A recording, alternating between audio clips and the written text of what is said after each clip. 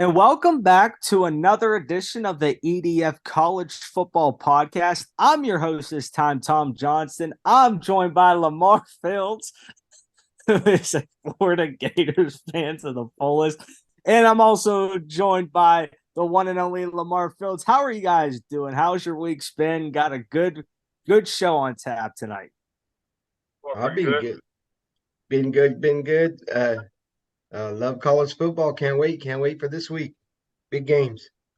Absolutely. The first 2 weeks have come and gone. And I must say, between some very highly anticipated matchups to some less than stellar matchups, but still drawing crowds at that, we're now approaching week 3. And my first question to you guys, and Lamar or Paul, you could start this off, is through the first 2 weeks, what have you guys seen from any particular team that has stood out to you in general? It could be from any conference whatsoever.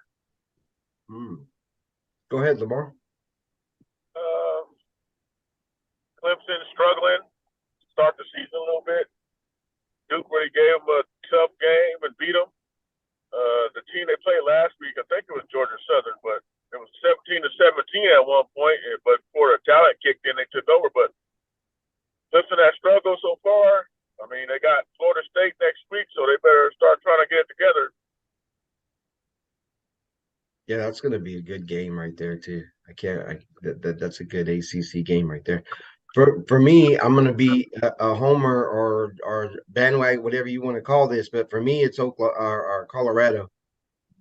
Yeah, Watching Colorado play, it's like a must watch each week. Just yeah. just just to Who would, see.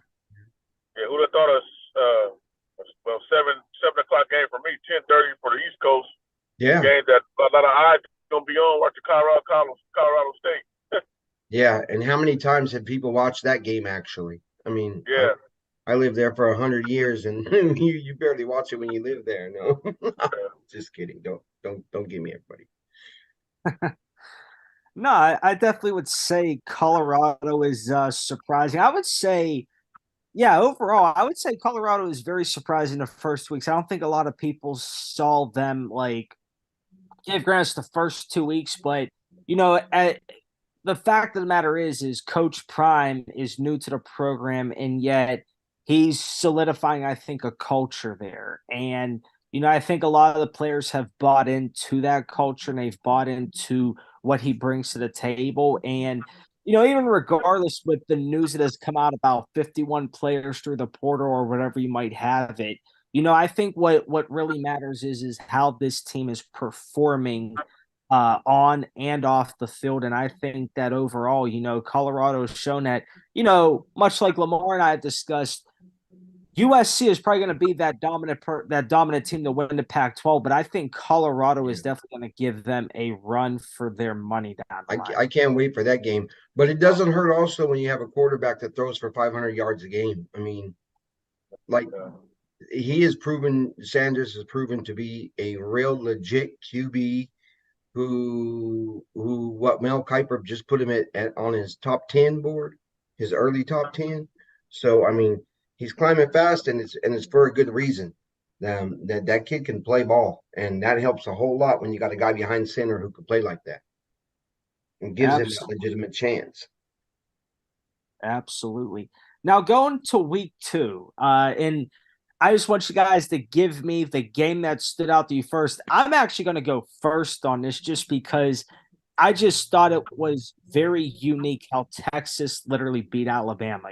They just went in there, and I think it's pivotal for them considering that next season they're going to be moving to the SEC. Mhm. So, for a lot of people that want to say, "Oh, Texas football might not be able to handle the SEC," they literally went into probably the most hostile environment in all the SEC in Tuscaloosa, and they were able to beat Nick Saban on the road. And I think that speaks a lot for a Big 12 team because the Big 12 gets that rep of not being that premier college football conference and the less than stellar football that gets played. But I honestly think that out of all the games played last week, that was probably a statement win for Texas and Steve Sarkisian.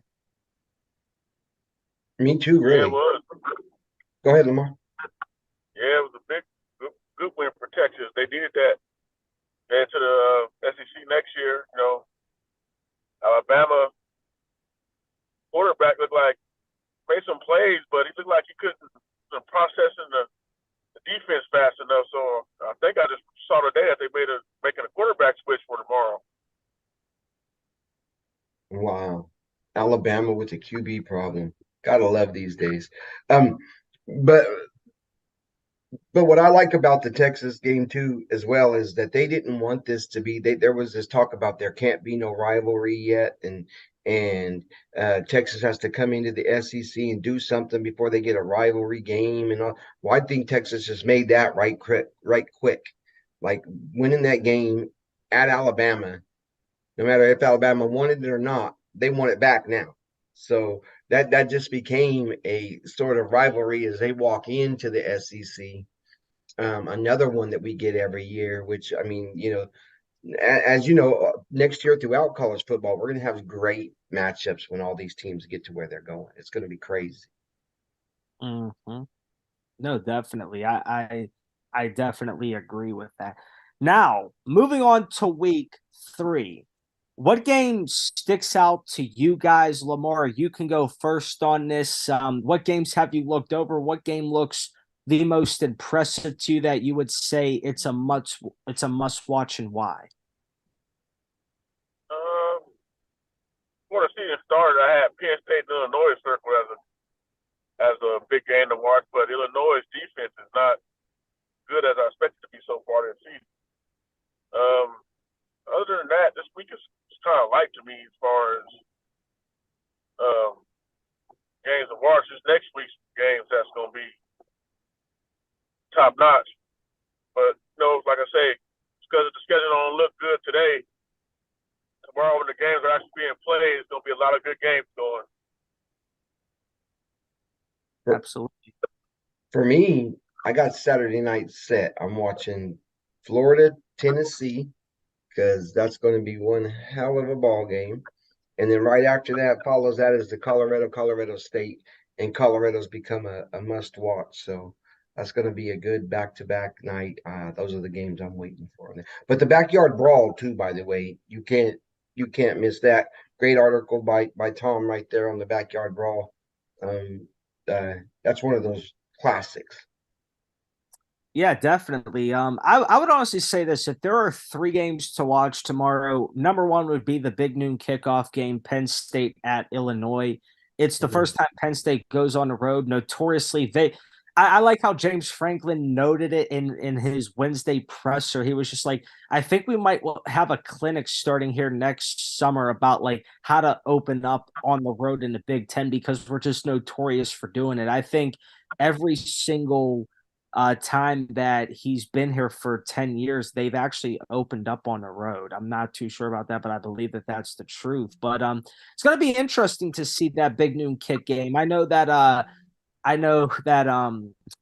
Joel Klatt was talking very highly of Drew Aller and how, just the development, but it's going to be interesting to see how Illinois bounces back from their week 2 loss at Kansas. This team's going to come out pretty fired up. It's going to be an orange out. And, Drew's got experience with that. He went on the road at Purdue last year, had to come in front of a blackout. He also traveled to Auburn, played a little, and that was in an orange out. And then also went to Michigan, and that was a maze out. So he's prepared for what the environment's going to do. I think what's in Penn State's favor is even though Illinois is known for their defensive coordinator and their linebackers coach are now at Purdue. So that was kind of a little blow to them. But I do know Penn State's favored by 2 touchdowns or so. I'm not going to necessarily go out on a limb and say that they're going to do that, but though, because I mean, it is tough to play on the road in the Big Ten. A lot of folks know that Penn State's running back duo is going to be getting a lot of the prime carries in that game. You want to see how Aller comes out with their passing game and also the wide receivers. So that's going to be a good game. But I'm also looking forward to the backyard brawl. Tom, this is your year. Go ahead. tout Penn State. Don't hold back like you were doing just there. I know you want to. Listen, Hit it okay, because it's listen, it's they are the not that most I'm holding back, underrated team okay. to me. They're the most underrated team in college football, though. Everybody's I talking mean, about let's put all it these this way, okay. all They this they when Penn State probably can are. do it. They probably are the most underrated team in college football right They're now. I sneaky. honestly think this team's a lot better than what people are giving them credit for. But Yes. the fact of the matter is when you look at this team, okay, Drew Aller is going to be in a lot of firsts. So it's like as much as you could say there's the experience around him, you also got to factor in how Franklin is notoriously on the road, especially in top tier ranked matchups on the road. You're going to find out a lot about that come Ohio State weekend when Penn State's got to travel to Columbus. Well, So that's it's like, when all is going to be told, those big games. But still, I mean, look at them, and they're sneaky because nobody talks about them. And yet they have the road that if they just win, they're going to be there in the end. And that's a scary thought. Nobody's even, yeah, but you even also got to watch out for let them Michigan. I mean, Penn State's got to be healthy and stay healthy on the offensive line. They have to overpower. They have to. I shouldn't say overpower, but they have to just physically hold their end on both the offense and the defense, and they do have the talent to do that. It's just a matter of it actually being done on the field. But back to that though, the backyard brawl is definitely going to be something to watch. I believe that's being televised on ABC.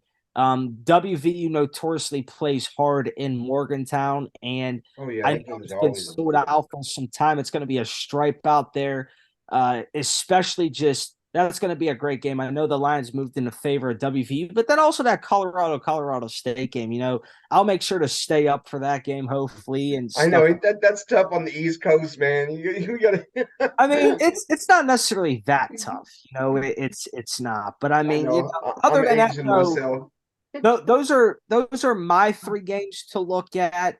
Besides that, though, here's a question for each of you, and Lamar or Paul, you could take this first. Do you think the AP rankings matter, or is it more towards you look towards the college football playoff rankings come later on in the season? College football playoff rankings. Exactly. Yeah, I mean that's true, but I mean these ones are good because they set that parameter. You know what I mean? Like they give you and not that it's always been, the same when it comes out, for sure. I mean, there's been times it came out when they put that first playoff poll out and we all went, "Whoa." But it does give you that parameter. So I mean, you're right. The playoff one is probably the one you're waiting for the most, but this one's a good parameter. I won't sit there and sugarcoat it. Sure. I mean, Georgia's number one, Michigan two, Florida State three, Texas four, and then USC five, Ohio State six, Penn State seven, Washington eight, Notre Dame nine, and Alabama rounds out the top 10. But I'll be honest with you, these Nice to rankings see them don't that matter. low.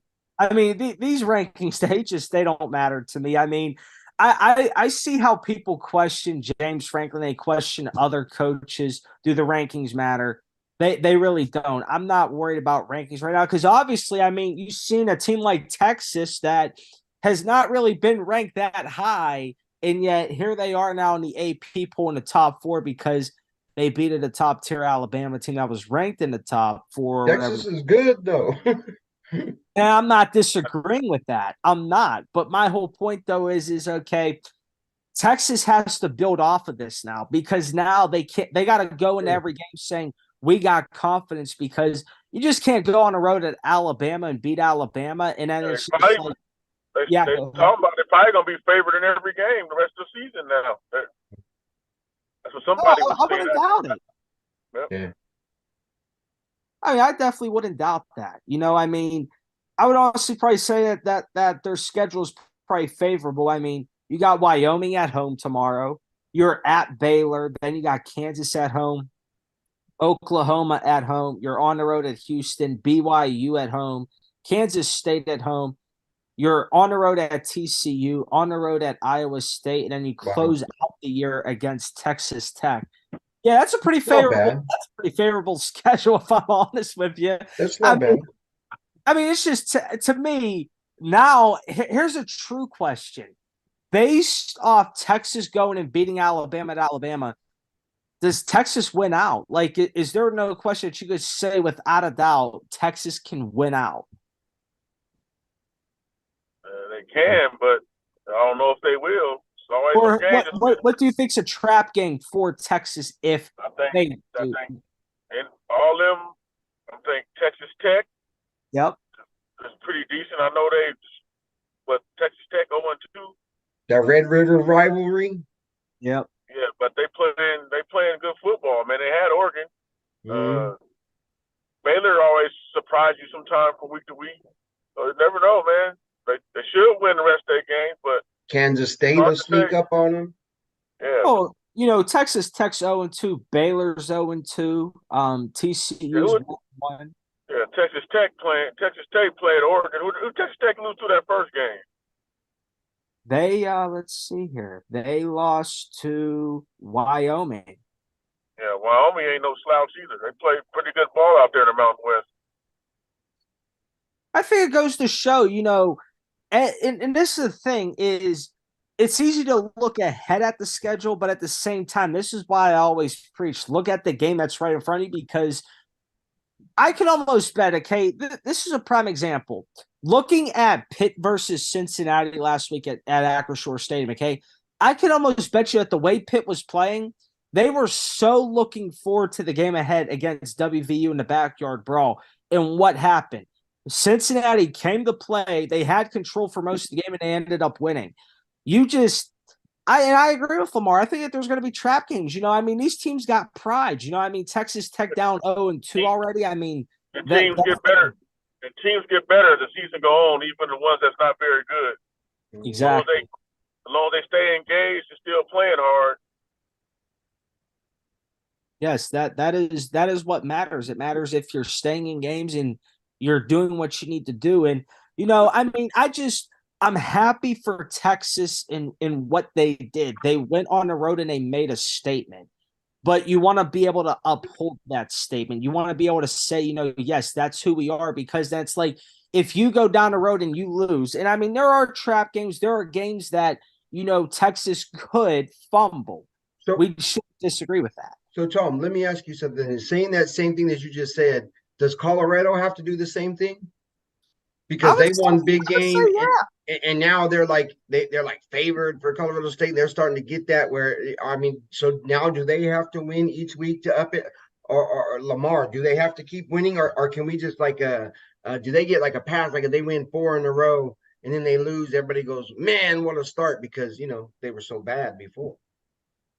Well, Colorado wins 7 games this year. They already that's a good season for them. They go 7-5 or whatever. That's a good season for them. Everybody get caught in the hype, but let's be realistic. They won 1 game last year. Yeah. And they must see TV. So if they won 7 games and lost 5 or whatever, that's a good season for them. Especially now that you got Dion fired up. Yeah, I want to see him go out there and handle business against Colorado State, and go up to Oregon and play well. And play well against USC. Are they going to have a handshake? Just don't blow out Colorado State, then go blow out Oregon and USC back to back. You know what I mean? You got to show up against those big teams because everybody wants to see how they're going to play against them. Personally, I think they're going to be able to compete with them. I ain't saying they're going to beat them, but I think it's going to be a game against them 2 teams. Yeah, I would agree. I would think that Colorado just, in my opinion, if you're doing better than last year, that's what really counts, because it's all about progression. But then it's all about, okay, winning against Nebraska at home actually speaks volume. People could say what they want to say about Nebraska, but even then, beating TCU on the road even says something better, considering where TCU was last year. Mm-hmm. And then, like Lamar says, hey, you got to come out and, do what you got to do. In all honesty, I could honestly see them losing either Oregon or USC, but I also see them making that competitive. But I would also base my judgment off of, it's not the fact if you lose or not. It's the fact of how did you come out and how did you play? Did either team blow you out, or did you just play? Yeah. And I I think they're gonna play well because they got the coaching That, staff that's gonna prepare them, and those kids are hungry and they bought in. The confidence. And let's face it, Confidence. USC and Oregon defenses ain't the best. Yeah, it's the Pac-12. I mean, Yeah, I mean, it's not even just about it's the Pac-12. It's the fact of you like. I think what certain teams, especially in the Pac-12, are doing is, since this is considerably probably the last season of traditional Pac-12 conferences together, the Pac-12 we all know that's together. They all want to go out on a high note and just say like that's not who we really are. Like we can play very good football, and it's just the fact of the matter is I think you're going to see week by week. I just think that Coach Prime, he brings a different swagger and a different culture, and it shows. And it's just all the fact of the matter is do you have the right players in your system that you need to go out there and execute what you need to do? I mean, I think that it's going to be pivotal for Colorado to do it these next 3 weeks, knowing who they have on their schedule and knowing that basically USC and Oregon are the top two premier programs in the Pac-12. So it's definitely going to be pivotal for them to come out and play like that. Now, for hindsight, let's say if they won both those games in Oregon and the U.S. at Oregon and then come home and beat USC at home, then that'd be crazy. Oh, it would. I mean, that would be. They'd be start talking, yeah. Yeah, how high do they get? Hey. Talk about coming from the bottom to the top. Yeah, they'd be way high up there. I mean, you would have to say that because I mean, if you beat the number 4 team in the country, why should you be ranked below them no matter what week it is? I don't understand that either. Because that just doesn't make any sense because you already proved you could beat them on the field. Just because you beat them don't mean that team should still be ranked higher than you. Yeah, and it happens all the time. That's crazy. Yeah. I mean, but see, this is why, and this also leads to my next question. Whenever you have programs that get a shakeup like this, how good is this for college football? Because now it's like as a fan and even as a reporter in general, just can't say, oh, Colorado's just going to get beat or this team's just going to get beat. You look at it now, it's like there's new life to college football because, man, like this team's coming out to play. Like, give granted, it's different competition every week, but as a fan in general and as a reporter, you got to be happy because now it's like, dang, this actually gives you something to talk about. Like, this ain't going to be no slouch. Yeah. Did you see also how many of these ex-ball players want to go coach with Dion? I mean, yeah, that. I mean, look at it now. I work from home today. I'm watching ESPN. First Take is there. Big Noon Kickoff is there. They ain't even doing a game. Pat McAfee show was there. I'm like, man, it's college football game day is there. Yeah. And it's for Colorado State. It ain't even the USC game. I'm like, no, I know. The Rock is yeah. I mean, you gotta love it. I mean, it's crazy. Dion is magnetic, man, and these old coaches don't like it. That's why they always trying to bash him every week.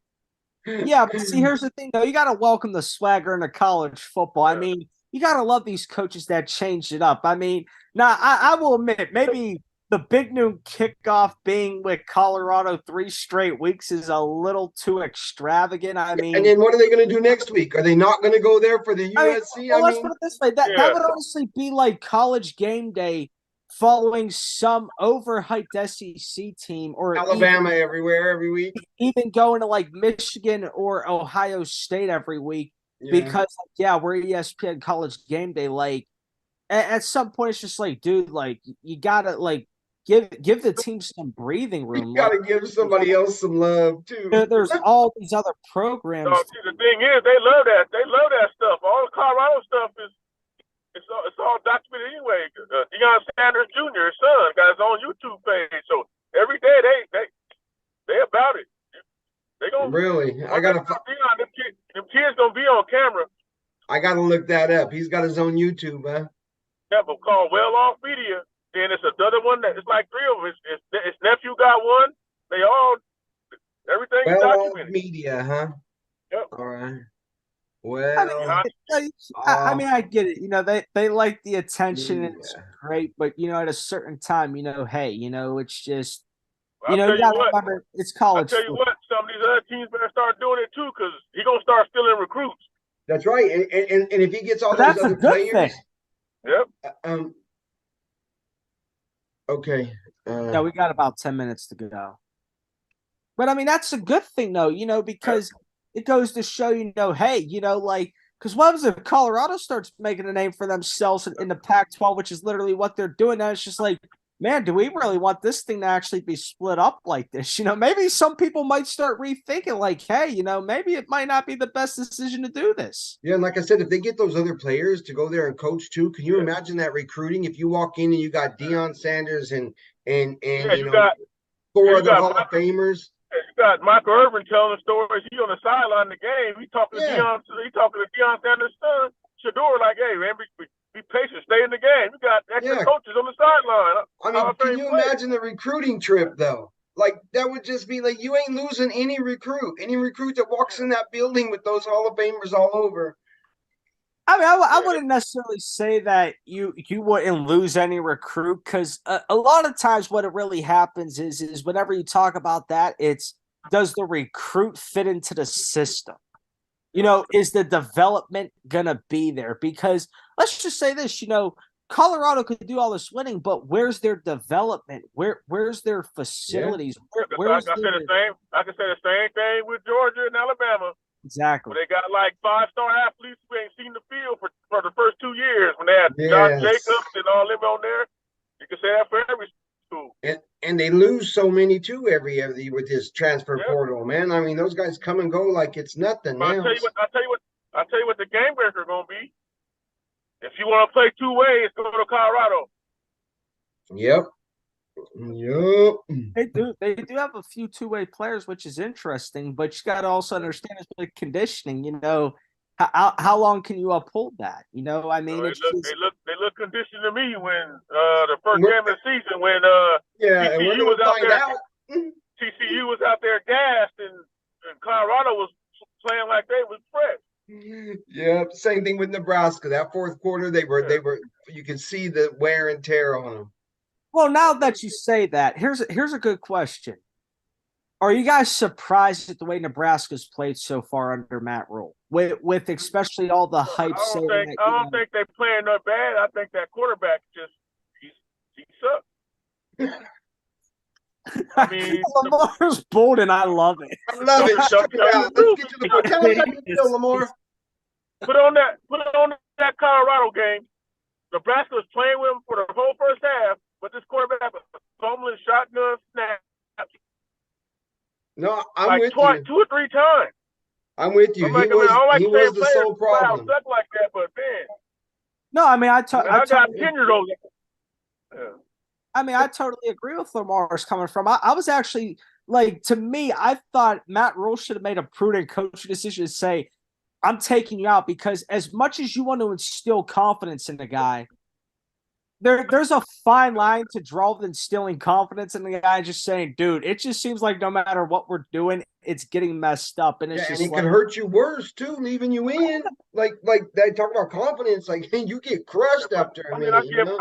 I give Matt Rule, I give Matt Rule at least 1 to 2 years so he can get his guys in there. If you're a new coach, you got to recruit all new guys. Yeah. Everybody ain't gonna be hitting the transfer portals like Deion did. You know what I mean? You could do a whole bunch of things. You could lose guys in the current recruiting class and guys not buying into your philosophy and stuff. I mean, that's really what I mean, and that's what I could say is that's probably where Nebraska is at is it's gonna take a year or two. I mean, think about every single like prime example was with Ryan Day. He took over for Urban Meyer, but look, I honestly think he might be the first Ohio State coach to lose his first 2 games to Michigan. I think he is, but I'm not too sure. But it's just like you see that it takes time. I mean, even though he was in it, who's he in it really with? Is he in it with his recruits or is he in it with a former coach's recruits? Yeah, I grew up a Nebraska fan when Tom Osborne was there, but when he left, I said, I'm just gonna watch college football. It wasn't the same Nebraska now. They ain't been good. really been. They was decent a couple of years after that, but they've been struggling ever since. Yep. Ever since they left the Big 12. Yep. Now, here's a question. Do you guys think that Nebraska joining the Big Ten was a big mistake? I mean, I think it probably helped them a little bit in their recruiting, but I think it's the way that their program was handled, really. I mean, like I said, it looks like they're getting themselves back together. I mean, so if they could find themselves a good quarterback. Yeah. Oh, that's what it basically comes down to, man. You got a good quarterback, you always got a chance.